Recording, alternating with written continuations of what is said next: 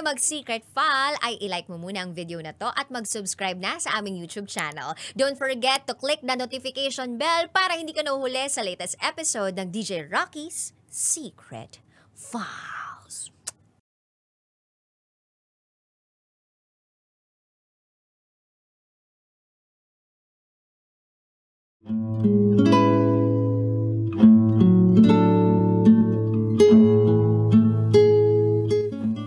And now, it's time for DJ Rocky's Secret Files.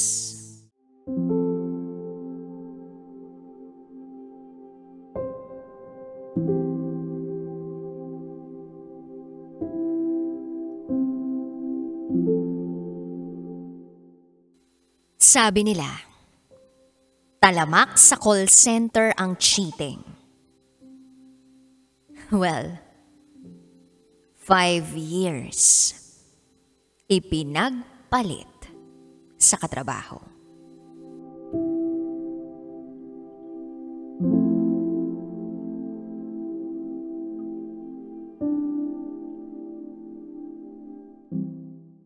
Hi DJ Rocky. Itago mo na lang ako sa pangalang Badang. Nag-email ako sa iyo para ilabas ang matinding bigat ng nararamdaman ko. Sana'y mabasa mo ito. Ito ang aking secret file.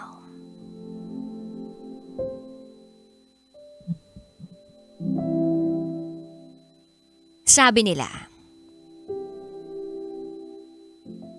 talamak sa call center o BPO ang cheating. Sa totoo lang, noong una hindi naman ako naniniwala sa ganong klaseng idea o pag-generalize ng ibang tao tungkol sa mga nagtatrabaho sa call center or BPO companies. Kasi naniniwala ako na depende naman yun sa tao. Not until I had a taste of it. Marahil, nasa kultura na at sistema na ng mga nagtatrabaho ron ang pagluloko.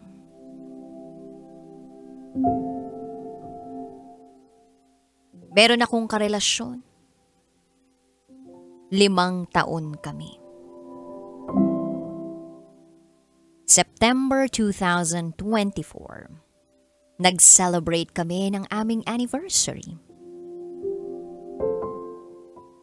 Pero hindi ko inaasahan na yun na pala ang huling beses na magse-celebrate kami ng aming anniversary.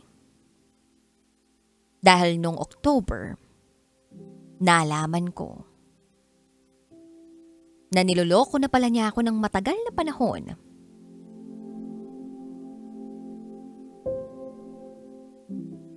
Team leader siya sa isang call center. Sa company na yon, nakilala niya ang isang babae.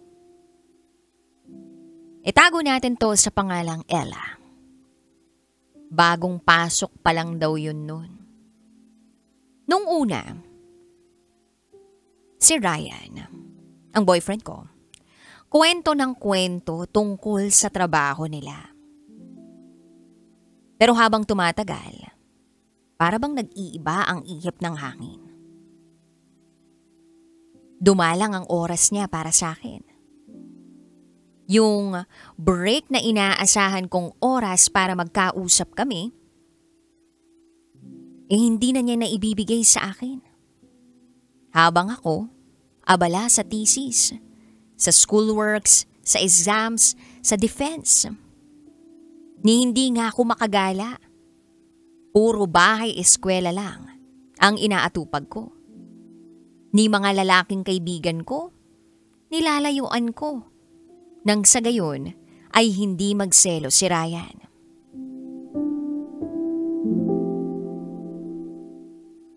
Pinaramdam ko sa kanya yung safety and security na dapat niyang maramdaman. Pero ang hindi ko alam, habang ako ay nananatiling tapat at totoo sa kanya, ay niloloko na pala niya ako. Paano ko nalaman? Isang araw, may nag-message sa akin. Screenshots ng story ni Ella na minamasahe niya ang paa ni Ryan.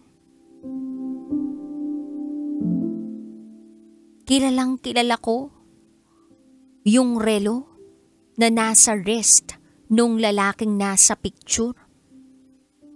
Regalo ko yun kay Ryan nung anniversary namin. Nakakapagduda. Sinundan po ito ng mga litrato nila na nagpunta sila sa theme park. Na hindi ko mawari kung paano niya naisingit sa schedule niya.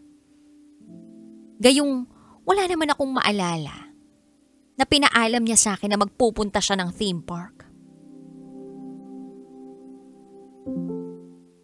Nang makita ko yun, kinumpronta ko agad si Ryan.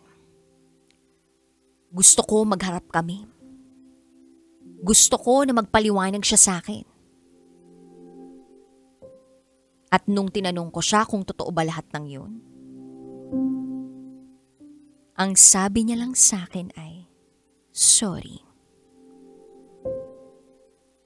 Sinubukan kong kunin ang cellphone niya na nasa kamay niya. Pero mahigpit ang pagkakahawak niya sa kanyang cellphone. Pero pinilit ko. Hanggang sa nakuha ko ang cellphone niya. Chinek ko ang cellphone niya. At pagkatingin ko, wow, ang linis. Wala nang kahit anong apps. Walang bakas ng kahit anong pagluloko. Kumbaga, naka-reset na. Siguro'y napaghandaan niya yun. Para wala akong makita. Para wala akong ebidensya. Pinilit ko pa ring magtanong.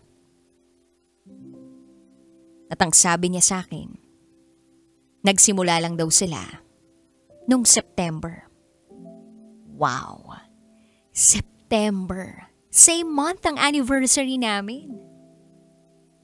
Pero alam mo, DJ Rocky, may nalaman pa akong iba eh. At dito talaga sumakit lalo yung puso ko. Na para bang, bakit? Anong ginawa ko sa iyong mali? At nagawa mo sa akin lahat ng to? Ganun ba kayo kahayop? Para pag sinungalingan ako? Pangit ba ako? Karapat dapat ba akong maloko? And the list of questions goes on.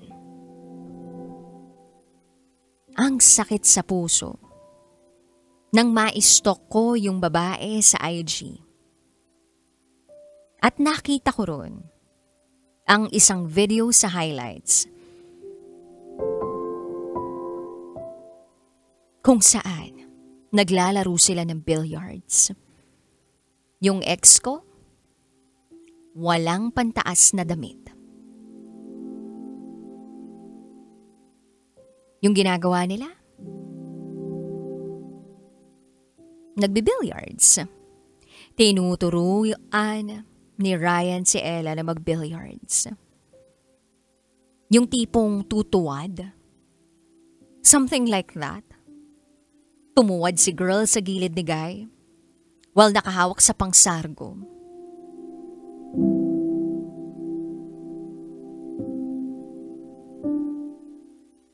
Binanggit ko rin yun sa kanya. Pero ang sabi ni Ryan sa akin, marami naman daw silang naglalaro noon. Pero wala eh. Malinaw na malinaw ang mga nakita ko. Dadalawa lang sila dun sa video na yun. Ni hindi nga ako makarinig ng iba pang mga boses dun sa video na yun. Tapos ang sasabihin sa akin ni Ryan, maraming mga tao ang nasa paligid nun. E di sana, narinig ko yung ibang boses pa dun. Binibilog niya pa rin ang ulo ko hanggang sa pagkakataong yun. At eto pa. Ayon sa mga nakakakilala sa kanila sa trabaho, matagal na raw silang pinaghihinalaang may relasyon.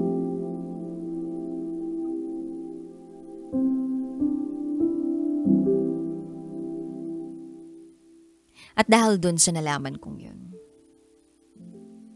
naisip ko na i-log in yung TikTok niya sa cellphone ko. Nakapasok ako. Dun ko nakita ang lahat.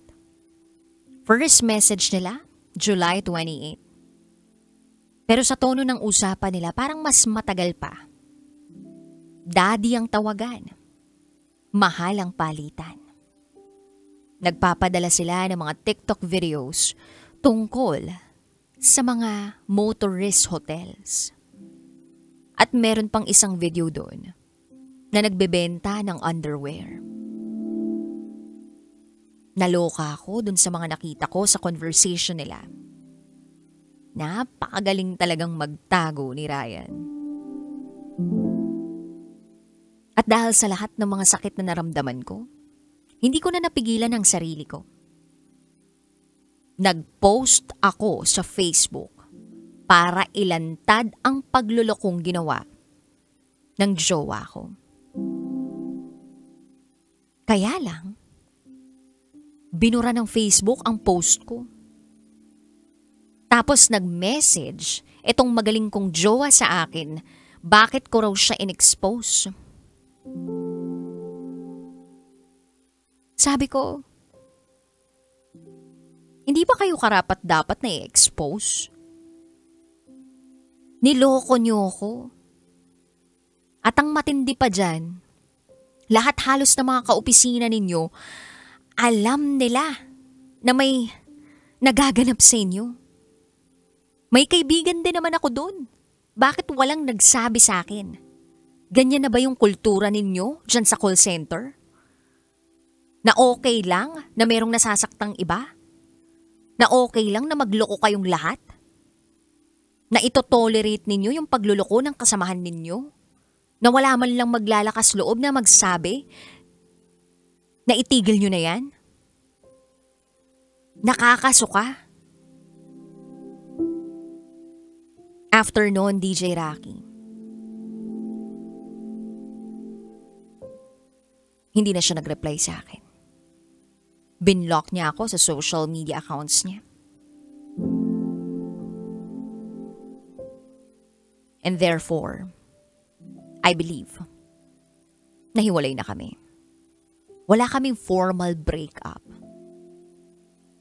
Walang closure. Walang eksplanasyon na kahit ano.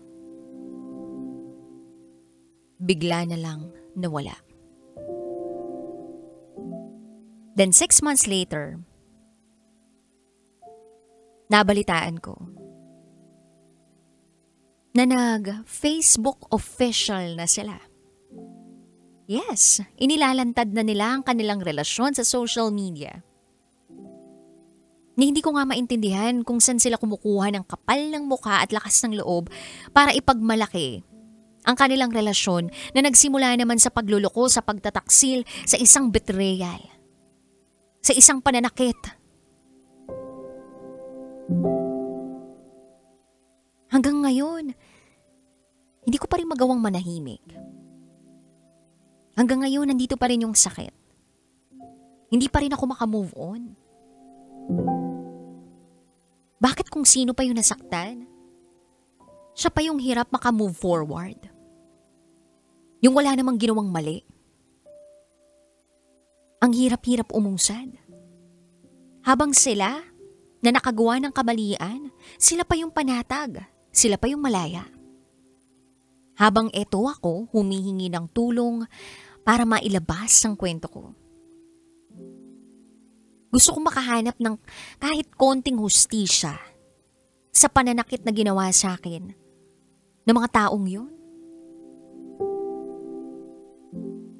At salamat DJ Rocky kung mabibigyan mo ng boses ang taong tulad ko na niloko at iniwan na hindi man lang binigyan ng respeto. Hanggang dito na lang po. Muli, ako si Badang.